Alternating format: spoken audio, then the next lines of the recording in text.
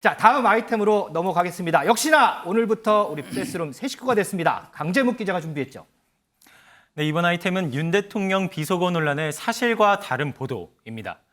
윤 대통령 지난주 영국, 미국, 캐나다 이 3개국 해외 순방에 다녀왔죠. 오늘 출근길에서 이번 순방으로 인한 성과에 대해 직접 언급하기도 했습니다. 먼저 발언 들어보시고 오시겠습니다. 참모들에게 그랬습니다. 미국 대통령하고 장시간을 잡기도 어려울 것 같고 무리하게 추진하지 마라. 그 대신 장관 베이스에서 그리고 양국의 NSC 베이스에서 더 디테일하게 빨리 논의를 해가지고 바이든 대통령과는 최종 컨펌만 하기로 하자. 그렇게 해서 IRA 문제에 대해서도 우리 대한민국의 입장을 바이든 대통령이 충분히 이해하고 있다는 것을 제가 확인을 했고, 그리고 기시다 수상과의 이번에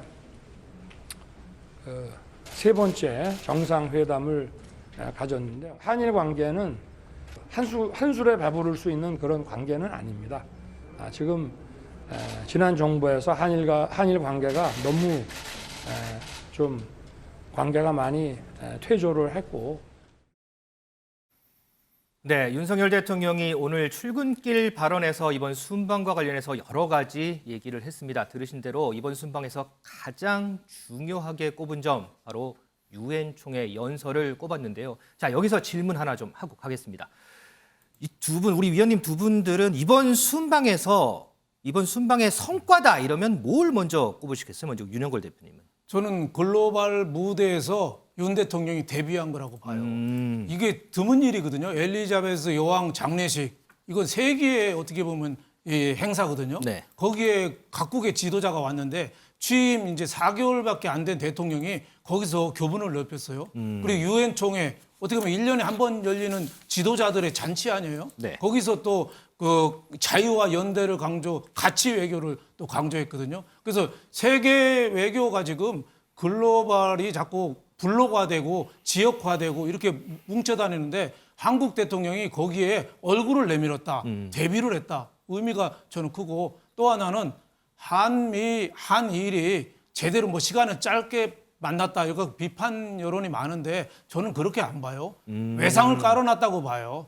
오히려 미국이나 일본에서 오히려 미안해할 지경 아닌가. 네. 이게 바이든이 그 80 어르신이 런던까지 갔다 와서 너무 피곤하니까 빨리 백악관으로 들어갔거든요. 그래서 정상회담이 한 대가 필리핀하고 영국밖에 없어요. 네. 그래서 많은 시간은 못 만났는데, 그럼에도 불구하고 장관들이나 이런 사람이 충분하게 얘기를 하고, 인플레 감축법에 대해서도 얘기하고, 일본에서도 기시다 총리가 자기가 어떻게 보면은 제대로 시간을 안 내줘서 윤 대통령이 찾아가서 만났거든요. 저는 불효개구라고 생각하지 않습니다. 그렇게 적극적으로 손을 먼저 내밀어서 오히려 일본 측에 부담을 준 거 아니냐. 그리고 또 캐나다의 또 자원 외교라든지 AI, 뭐 IT 이런 거는 저는 대통령에 대해서 여러 가지 비판 조문이라든지 뭐 짧은 만남이라든지, 또 하나는 그 비속어 논란 많은데 그거는 저는 일부분이고 본질은 저는 뭐 큰 성과를 거둔 거 아니냐 이렇게 평가합니다. 우리 김준일 대표는 예. 이번 순방의 가장 큰 성과 뭘로 꼽아주실까요? 저는 개인적으로는 그 캐나다하고 맺은 이 광물, 특정 광물에 대한 어떤 교류 협력 이게 있거든요. 그러니까 정확하게는 지금 기업 간 맺어서 캐나다 기업하고 한국 기업하고 특정 광물에 대해서 4개에 대해서 MOU를 체결을 했고요. 앞으로 정부가 또 이제 한국하고 캐나다 정부가 이제 그거를 늘려가기로 이제 약속을 했다라고 합니다. 네. 왜냐면 이제 지금 특정 광물, 뭐 리튬이라든지 특정 광물이 굉장히 이제 공급망에서 되게 이제 전기차라든지 이런 배터리 분야에서 굉장히 중요해지기 때문에 그렇죠. 그런 부분들을 이제 대통령이 성과로 충분히 내세울 수 있었는데, 윤영걸 대표님도 말씀하셨지만은 여러 논란 때문에 그런 게 전혀 좀 빛을 발하지 못하고 주목을 받은 것 자체가 좀 아쉽기도 하고, 그런 부분이 어떻게 보면 지금 대통령실이나 외교 안보 라인의 실력 아닌가 그렇게 또 보여집니다. 자, 우리 지금 위원들이 꼽아주신 것처럼 이번 순방에 분명한 성과도 있었습니다. 하지만 조금 더 부각이 되는 게 바로 논란이죠. 앞서 언급도 잠깐 나왔지만 바로 비속어 논란입니다. 강 기자, 오늘 아침에 출근길에 이 비서고 논란과 관련해서는 발언이 없었나요? 있었습니다. 먼저 설명을 드리면 이 윤 대통령 이번 비속어 논란으로 인해 이 귀국길 기내 간담회도 생략할 정도로 이번 논란에 대해 고심이 많았던 것으로 이제 기자들 사이에 알려졌는데요. 오늘 아침 출근길에서 비속어 논란에 대한 취재진 질문에 사실과 다른 보도로 동맹을 훼손하는 것은 국민을 위험에 빠뜨리는 일이다라고 입장을 직접 밝히기도 했습니다. 이 역시도 먼저 들어보시겠습니다. 그래서 뭐 논란이라기보다 제가 이렇게 말씀을 드리겠습니다. 전 세계의 한 두세 개 초강대국을 제외하고는 자국 국민들의 그 생명과 안전을 자국의 능력만으로 온전하게 지킬 수 있는 국가는 없습니다. 그래서 동맹이 필수적입니다. 그런데 사실과 다른 보도로서 이 동맹을 훼손한다는 것은 국민을 굉장히 위험에 빠뜨리는 일이다. 그 부분을 먼저 얘기하고 싶고요. 그와 관련한 나머지 얘기들은 먼저 이 부분에 대한 진상이라든가 이런 것들이 더 확실하게 밝혀져야 된다고 저는 생각합니다. 윤 대표님, 방금 윤석열 대통령이 얘기한 진상이 밝혀져야 한다. 이건 뭘 의미하는 걸까요? 그러니까 이제 정치의 영역에서 과학의 영역으로 넘어가자는 거죠. 그래서 이제 검증을 하자 이 얘기로 저는 받아들여졌습니다. 그래서 윤 대통령이 저는 오늘 아침 메시지는 전 세 가지로 나눠서 보는데 첫 번째로는 윤 대통령이 억울하다. MBC에서 바이든을 비난한 걸로 미국 국회하고 바이든을 비난한 걸로 자막으로 있었는데 그거 아니다. 내가 말한 거는 미국이나 바이든을 비난한 게 아니다. 그래서 오히려 그 돈을 기부하는 거, 저개발로 기부하는 게 오히려 우리 국회를 얘기한 건데 MBC에서 자막으로 이렇게 처리가 됐잖아요. 네. 그거에 대해서는 잘못 와전된 거니까 그건 억울하다. 그리고 두 번째는 사과할 생각이 없다. 제가 보기에는 억울하기 때문에 이건 정면 승부로 가겠다. 또 세 번째는 진상 조사를 해서 얘기했거든요. 그 이제 과학의 영역으로 넘어가서 한번 규명을 한번 해보자. 그런 뜻으로 저는 받아들여졌습니다. 정면 돌파의 의지가 엿보인다. 이런 얘기가 나왔는데 강 기자. 보통 이제 이전 대통령들 사례를 보면 순방을 갔다 오면 지지율이 조금 상승하는 이런 경우들이 더 있었어요. 그런데 맞습니다. 이번에 보니까 순방 이후에 윤석열 대통령 지지율이 하락한 것 같더라고요. 맞습니다. 이 지지율 관련된 자료를 좀 보시면서 같이 설명드리도록 하겠습니다. 이 윤석열 대통령 국정수행 평가 관련 자료인데요. 이 주간 집계를 보면 전주에 비해 소폭 상승한 34.6%의 지지율을 보이고 있습니다. 하지만 111 집계를 살펴보시면은 비속어 논란 이후로 하락세를 보이고 있음을 확인하실 수 있습니다. 이번 논란이 윤 대통령의 지지율 평가에 직간접적인 영향을 미치고 있음을 단적으로 보여주는 대목이다. 이런 분석이 나오고 있는 중입니다. 김 대표님, 이 지금 저희가 이제 지지율 살펴봤는데 이 지지율 하락 원인의 가장 큰 이유가 비속어 논란이다. 상관관계가 있는 건가요?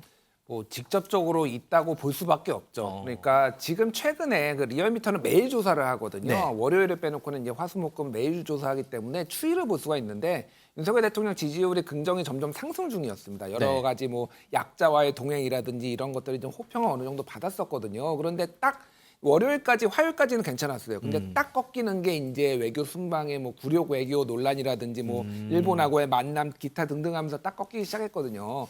그래서 이거는 영향을 줬을 수밖에 없고 저는 더 좀 우려되는 부분은 이거를 이제 진실 규명으로 지금 몰고 가는 이 대통령의 태도가 앞으로 이걸 조금 더 그 지지율 측면에서는 굉장히 어려움을 겪을 수밖에 없다. 왜냐하면은 뭐 이거는 정부에서나 뭐 아니라고 하지만은 저는 제 귀가 잘못됐는데 한 10번 들어봤는데 어떻게 들어도 저는 바이든으로 들렸거든요. 저는 그렇게 들었습니다. 네. 근데 이거를 이제 아니다라고 하는 경우에는 외교를 생각해서 그랬을 수는 있어요. 그러면 이거에 대해서는 의회 야당한테 협조를 구해야 되는 거예요. 왜냐하면은 이거는 외교 문제가 있으니까 그러면은 바이든이 아닌 걸로 하고 야당에서 좀 협조를 구해달라 그리고 미안하다라는 제스처가 있어야지 이게 좀 정쟁으로 안 되고 넘어갈 수가 있는데 이거는 지금 뭐 전 국민의 어떤 청력을 테스트하는 이런 이제 구도로 가버리면은 굉장히 좀 어려움을 많이 겪을 거야. 중도층에서는 상당히 이거에 대해서 부정적이거든. 이 부분에 있어서 왜 사과를 안 하느냐. 어찌됐든 뭐가 됐든 본인이 약간 말실수를 한 거는 맞지 않느냐. 이런 지배적인 정서가 있기 때문에 이런 이거를 뭐 정면 돌파라고 부르든 뭐라고 부르든 이런 지금 윤석열 대통령의 사과를 하지 않는 태도 이거는 상당히 좀 국정 운영에 부담이 될 것으로 보입니다.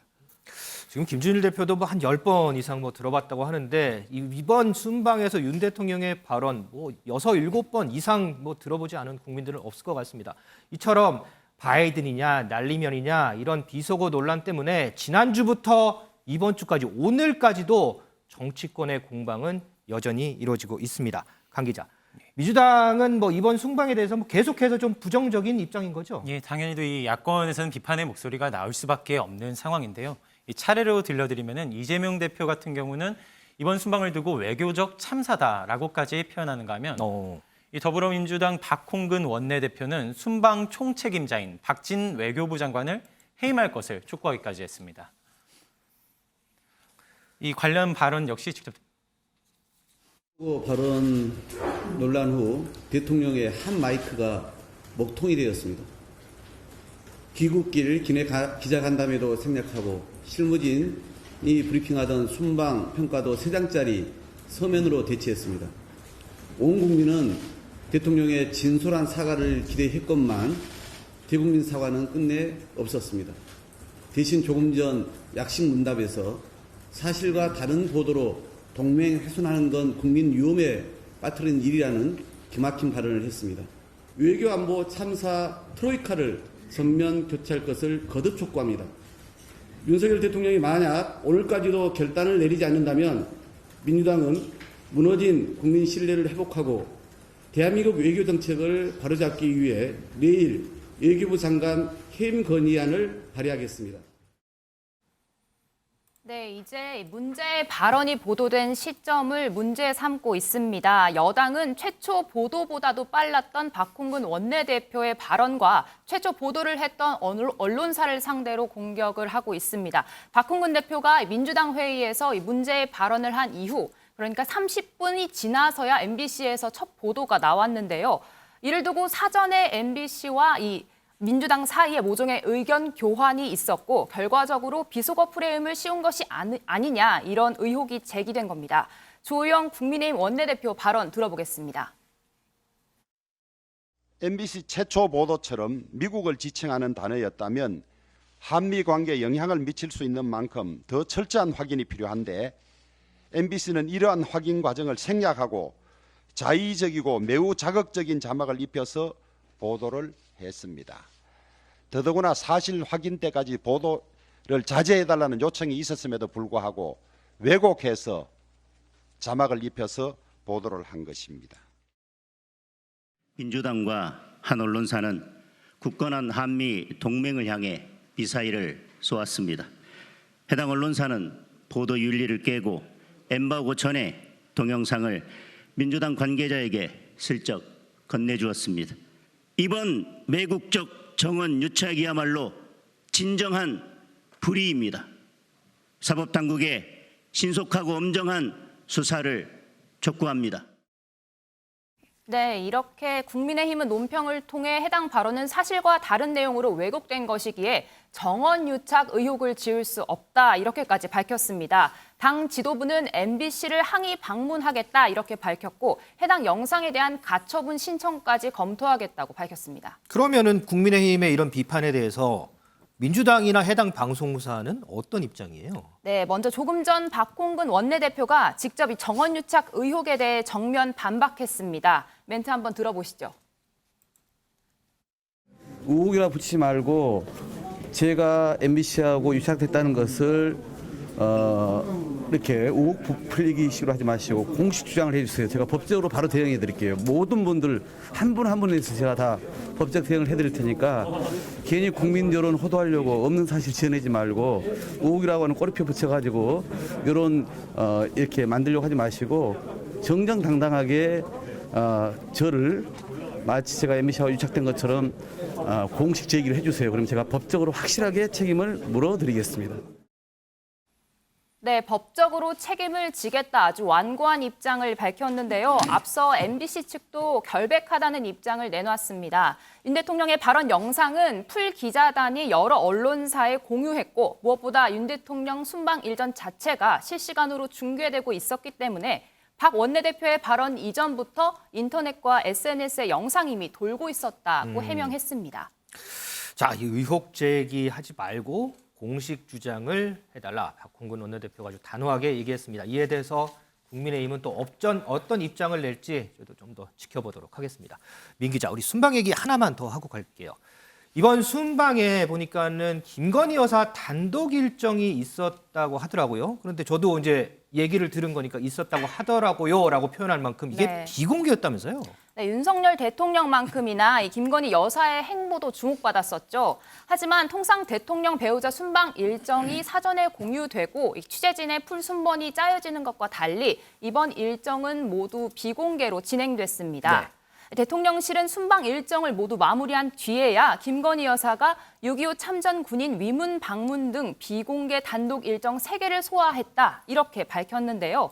일정을 비공개한 특별한 이유는 없다 이렇게 덧붙였습니다.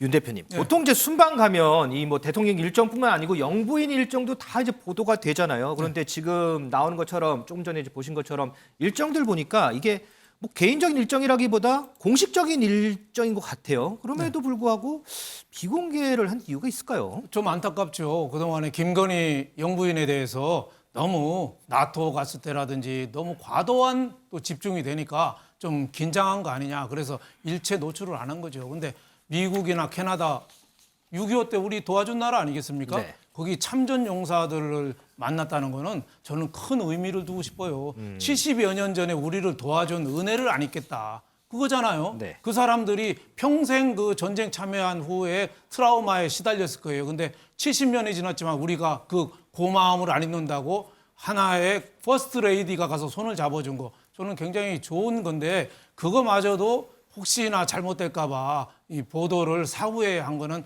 조금 상당히 좀 안타깝죠. 그래서 김건희 여사 관련돼서 조심하는 것도 좋지만 제가 보기에는 제2부속실이라든지 이런 거를 빨리 공식 상설 기구를 만들어서 김건희 여사도 좀 보조 그 조언을 좀 받고 공식적으로 좀 처리했으면 좋겠다. 너무 또 주눅 드는 것도 보기가 좋지 않거든요. 그래서 김건희 여사도 좀 당당하게 얘기하고 좀 나타났으면 좋겠다 이런 생각이 좀 들었습니다.